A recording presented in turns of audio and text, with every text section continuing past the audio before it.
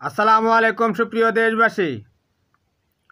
অন্তর্বর্তী সরকারের আইন উপদেষ্টা মিস্টার আসিফ নজরুল সাহেব খালেদা জিয়া বিদেশে চিকিৎসায় যাওয়ার আগে দেখা করতে গেলে মিস্টার আসিফ নজরুল বেগম খালেদা জিয়াকে প্রশ্ন করেন, শেখ হাসিনা আপনার উপর এত নির্যাতন করেছে, এত অত্যাচার করেছে, বাড়ি থেকে বের করে দিয়েছে, আপনার তার উপর কোনো রাগ হয় না? বেগম খালেদা জিয়া চুপ করে রইলেন, মাথা নিচু করে।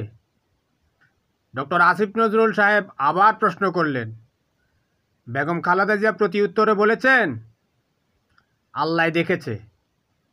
বুঝছেন, শেখ হাসিনা সবসময় তাহাজ্জুদের নামাজ পড়তো। এই তাহাজ্জুদকে বলেন খালেদা জিয়ার কাছে মানবতা, মহানুভবতা, শিষ্টাচার এগুলো শেখার জন্য।